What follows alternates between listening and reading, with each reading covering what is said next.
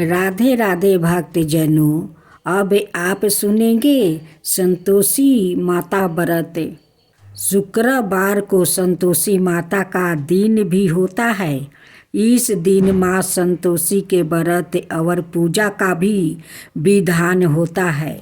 माँ संतोषी को माँ दुर्गा के सबसे शांत और कोमल रूपों में से एक माना जाता है। ऐसी मान्यता है कि माता संतोषी का सच्चे मन से व्रत रखने और उनकी पूजा करने से सभी मनोकामना पूरी होती है और व्यक्तियों के सभी कष्ट दूर हो जाते हैं। लेकिन व्रत करने के पहले कुछ महत्वपूर्ण विधान है जिसका पालन किए बिना संतोषी माता का व्रत पूरा नहीं होता। इन नियमों का पालन करना बेहद जरूरी है। संतोषी माता व्रत का महत्व। पौराणिक कथाओं के अनुसार माँ संतोषी के पिता भगवान गणेश और माता रिद्धि सिद्धि है और धन धनाय और रत्नों से भरा परिवार होने के कारण इन्हें देवी संतोषी कहा जाता है। धर्म शास्त्रों की माने तो शुक्रवार के दिन देवी लक्ष्मी के साथ ही माता संतोषी को भी समर्पित होता है। इसलिए इस दिन इनकी पूजा और व्रत को बेहद शुभ माना जाता है। संतोषी माता का व्रत 16 शुक्रवार तक करने से स्त्री पुरुष को सभी मनोकामना पूरी होती है। परीक्षा में सफलता मिलती है, व्यवसाय में लाभ होता है और घर में सुख समृद्धि भी आती है। विवाहित कन्याओं अगर संतोषी माता का व्रत करे तो माँ की कृपा से उन्हें सुयोग वर मिलता है। अब संतोषी माता व्रत की विधि। शुक्रवार को रखे जाने वाले माता संतोषी का व्रत शुक्ल पक्ष के प्रथम शुक्रवार से शुरू किया जाता है। सुख सौभाग्य की प्राप्ति के लिए माता संतोषी के 16 शुक्रवार तक व्रत किए जाने का विधान है। सूर्योदय से पहले उठकर घर की सफाई करें और स्नान आदि से पश्चात घर में किसी सुंदर और पवित्र जगह पर माता संतोषी की प्रतिमा या चित्र स्थापित करें। माता संतोषी के सामने कलश रखें। कलश के ऊपर कटोरी में गुड़ और चने रखें। संतोषी माता के सामने घी का दीपक जलाए। माता को रोली, अक्षत, फूल, नारियल, लाल वस्तु या चुनरी अर्पित करें। माता संतोषी को गुड़ और चने का भोग लगाए। संतोषी माता की जय बोलकर माता की गाथा आरंभ करें। गाथा पूरी होने पर आरती करें और प्रसाद का भोग लगाए। संतोषी माता का व्रत करने वाले स्त्री पुरुष को खट्टी चीज़ें का सेवन और स्पर्श नहीं करना चाहिए। माता संतोषी को भोग लगाने वाला प्रसाद गुड़ और चने व्रती को भी खाना चाहिए। मान्यता है कि ऐसा करने से माता रानी की कृपा हमेशा बनी रहती है।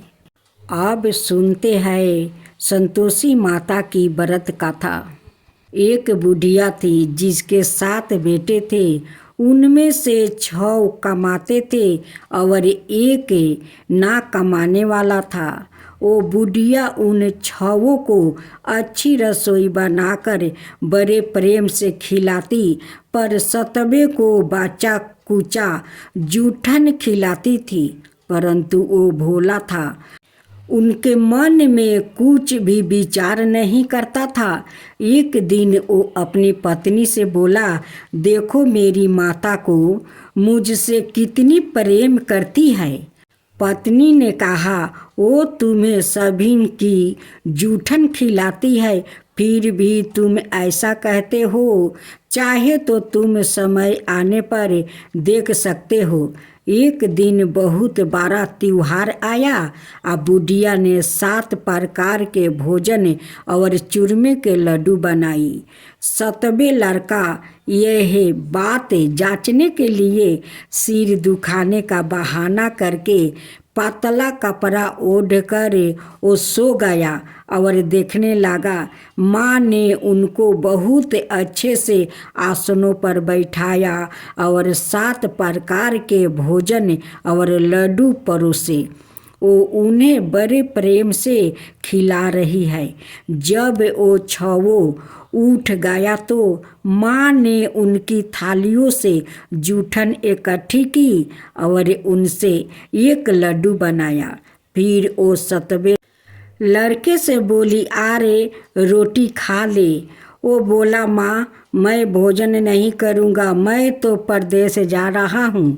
माँ ने कहा, कल जाता है तो आज ही चला जा।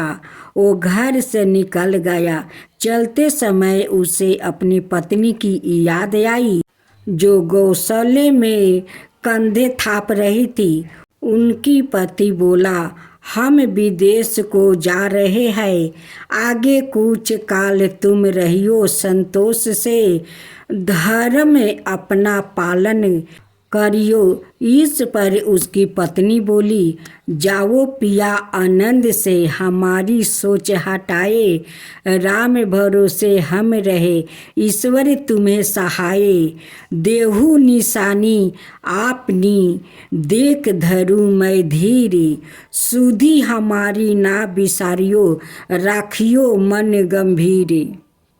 इस पर वो लड़का बोला, मेरे पास कुछ नहीं है, यह अंगूठी है, सो ले लो और मुझे भी अपनी कोई चिन्हासी दे दो।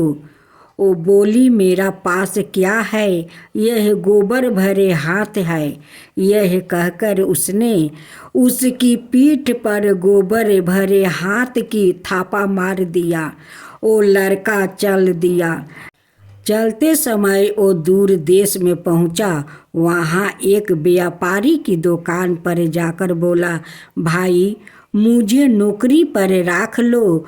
व्यापारी को नौकर की ज़रूरत थी। अत बोला, तनख्वाह काम देख कर देंगे, तुम रह जाओ। वो सवेरे 7 बजे से रात 12 बजे तक नौकरी करने लगा। थोड़े ही दिनों में सारा लेन देन और हिसाब किताब करने लगा। सेठ के 7-8 नौकरों चाकर खाने लगे। सेठ ने उसे 2-3 महीने में आधे मुनाफा का हिस्सेदार बना दिया। 12 बरस में वो नामी सेठ बन गया और उसका मालिक उसके भरोसे काम छोड़कर कहीं बाहर चला गया। उधर उसकी औरत को सास और जेठानियाँ बड़ा कष्ट देने लगी। वो उसे लकड़ी लेने जंगल में भेजती है, भूसी की रोटी देती है, फूटे नारियल में पानी देती है। वो बड़े कष्ट से जीवन बिताती थी। एक दिन जब वो लकड़ी लेने जा रही थी तो रास्ते में उसने कई औरतों को व्रत करते देखा। वो पूछने लगी, बहनों यह किसका व्रत है, कैसे करते हैं और इससे क्या फल मिलता है? तो एक स्त्री बोली, यह संतोषी माता का व्रत है, इसके करने से मनोवांछित फल मिलता है। इससे गरीबी, मन की चिंताएं, राज की मुकदमे, कलह, रोग नष्ट होते हैं और संतान, सुख, धन, प्रसन्नता, शांति, मन पसंद वर मिले। वो बाहर गए हुए पति के दर्शन होते हैं। उसने उसे व्रत करने की विधि बता दी। उसने रास्ते में सारी लकड़ियाँ बेच दी, गुड़ और चना ले लिया। उसने व्रत करने की तैयारी की। उसने सामने एक मंदिर देखा तो पूछने लगी, यह मंदिर किसका है? वो कहने लगे, यह संतोषी माता का मंदिर है। वो मंदिर में गई और माता के चरणों में लुटने लगी। वो दुखी होकर विनती करने लगी, माँ, मैं अज्ञानी हूँ, मैं बहुत दुखी हूँ, मैं तुम्हारी शरण में आई हूँ, मेरा दुख दूर करो। उनकी दुखड़ा सुनकर माता को दया आ गई। एक शुक्रवार को उसके पति का पत्र आया और अगले शुक्रवार को पति का भेजा हुआ धन मिला। अब तो जेठ जेठानी और सास नाक सिकुड़ा के कहने लगे, अब तो इसकी खातिर बढ़ेगी, यह बुलाने पर भी नहीं बोलेगी, इनकी पैर तो अब माटी में नहीं रहेगा। उस औरत बोली, पत्र और धन आवे तो सभी को अच्छा है। उसकी आंखों में आंसू आ गया और वो मंदिर में गई और माता के चरणों में गिर कर बोली, हे माँ, मैंने तुमसे पैसा कब मांगा था? मुझे तो अपना सुहाग चाहिए। मैं तो अपने स्वामी के दर्शन और सेवा करना मांगती हूँ। तब माता ने प्रसन्न होकर कहा, जा बेटी, तेरा पति आएगा। वो बड़ी प्रसन्नता से घर गई और घर का काम काज करने लगी। उधर संतोषी माता ने उसके पति को सपने में घर जाने और पत्नी की याद दिलाई। उसने कहा, माँ, मैं कैसे जाऊँ? परदेश की बात है, लेन देन का कोई हिसाब नहीं है। माँ ने कहा, मेरी बात मान, सवेरे नहा धोआ कर मेरा नाम लेकर घी का दीपक जलाकर दंडवत करके दुकान पर बैठना। देखते देखते सारा लेन देन साफ हो जाएगा, धन का ढेर लग जाएगा। सवेरे उसने अपने सपने की बात सभी से कही तो सब दिलगी उड़ाने लगे। वो कहने लगा कि कहीं सपने भी सत्य होते हैं। पर एक बूढ़े ने कहा, भाई, जैसे माता ने कहा है वैसे करने में क्या डर है? उसने नहा धोआकर माता को दंडवत करके घी का दीपक जलाया और दुकान पर जाकर बैठ गया। थोड़ी ही देर में सारा लेन देन साफ हो गया, सारा माल बिक गया और धन का ढेर लग गया। वो प्रसन्न हुआ और घर के लिए गहने और सामान बेगरह खरीदने लगा। वो जल्दी ही घर को रवाना हो गया। उधर बेचारी उसकी पत्नी रोज लकड़ियाँ लेने जाती और रोज संतोषी माता की सेवा करती। उसने माता से पूछा, हे माँ, यह धूल कैसी उड़ रही है? माता ने कहा, तेरा पति आ रहा है, तू लकड़ियाँ के 3 बोझा बना ले, एक नदी के किनारे रख दे, एक यहाँ रख दे और तीसरा अपने सिर पर रख ले। तेरे पति के दिल में उस लकड़ी के गूठर को देखकर मोह पैदा होगा।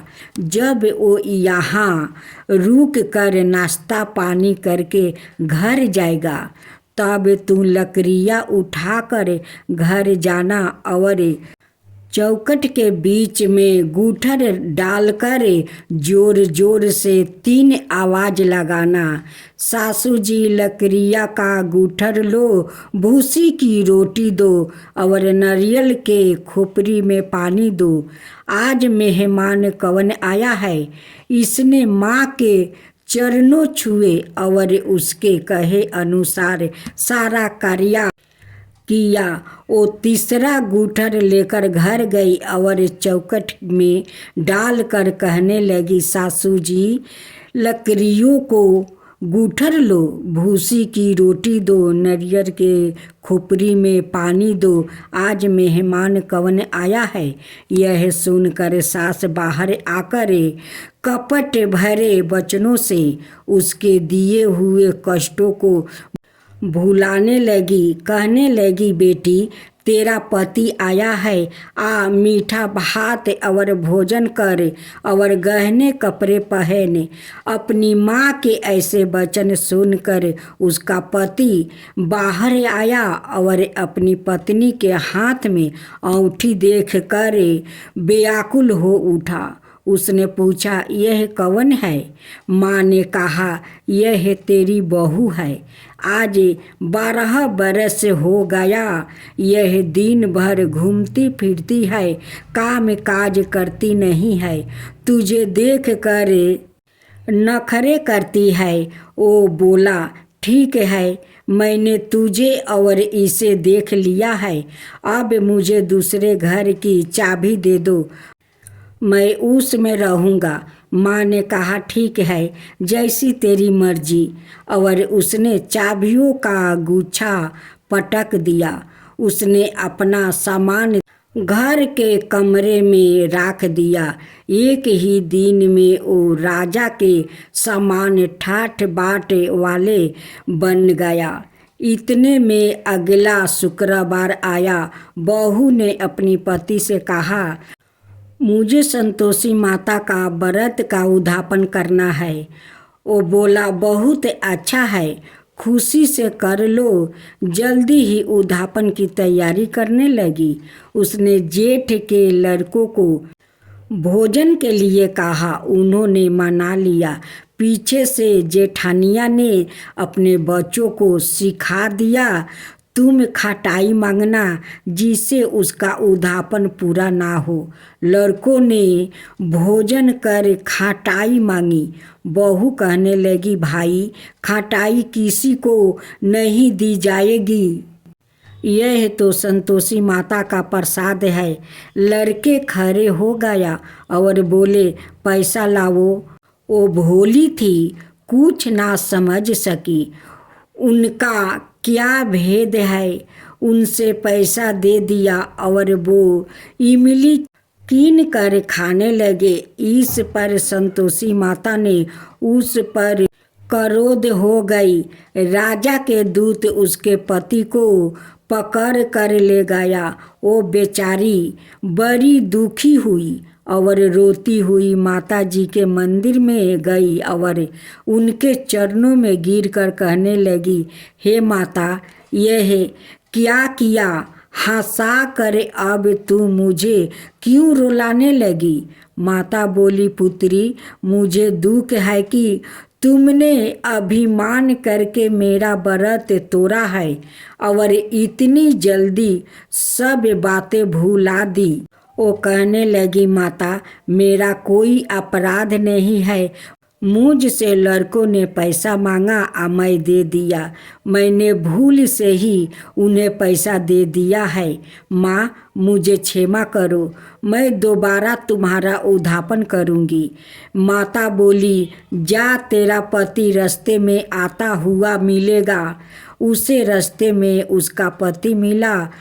उसके पूछने पर वो बोला, राजा ने मुझे बुलाया था, मैं उससे मिलने गया था। वो फिर घर चल गई। कुछ ही दिन बाद फिर शुक्रवार आया। वो दोबारा पति की आज्ञा से उद्यापन करने लगी। उसने फिर जेठ के लड़कों को बुला दिया। जेठानियों ने फिर वही बात सिखा दी। लड़के भोजन की बात पर फिर खटाई मांगने लगा। उसने कहा, खटाई कुछ भी नहीं मिलेगी, आना हो तो आओ, या कहकर वो ब्राह्मणों के लड़कों को लाकर भोजन करवाने लगी। यथाशक्ति उसने उन्हें दक्षिणा दी। संतोषी माता उस पर बड़ी प्रसन्न हुई। माता की कृपा से 90 महीने में उसके एक चंद्रमा के समान सुंदर पुत्र हुआ।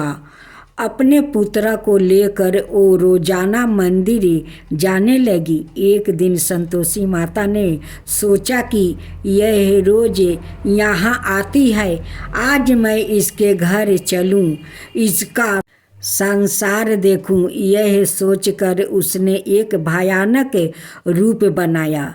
गुड़, चने, साना मुख पर लगा लिया, सूर के समान ओठ जिन पर मक्खियाँ भिन भिना रही थी। इसी सूरत में वो उसके घर गई। देहली में पाँव रखते ही उसकी सास बोली, देखो कोई डाइन आ रही है, इसे भगाओ नहीं तो किसी को खा जाएगी। लड़के भाग कर खिड़कियाँ बंद करने लगे। सतबे लड़के की बहू खिड़की से देख रही थी। वही से चिल्लाने लगी, आज मेरी माता मेरी ही घर आई है, आज मेरी माता मेरी ही घर आई है। यह कहकर उसने बच्चे को दूध पिलाने से हटाया। इतने में सास बोली, पगली किसे देखकर उतावली हो रही है, बच्चों को पटक दिया है। इतने में संतोषी माता के चरण पकड़ लिया और मिनती कर कहने लगे, हे माता, हम मूर्ख है, अज्ञानी है, पापनी है। तुम्हारे व्रत की विधि हम नहीं जानती। तुम्हारा व्रत भंग कर हमने बहुत बड़ा अपराध किया है। हे जगत माता, आप हमारा अपराध क्षमा करें। इस पर माता ने उन पर प्रसन्न हुई। बहू को जैसा फल दिया वैसा माता सबको देना। मैं तो आरती उतारूं रे संतोषी माता की, मैं तो आरती उतारूं रे संतोषी माता की। जय जय संतोषी माता, जय जय माँ, जय जय संतोषी माता, जय जय माँ। बड़ी ममता है, बड़ा प्यार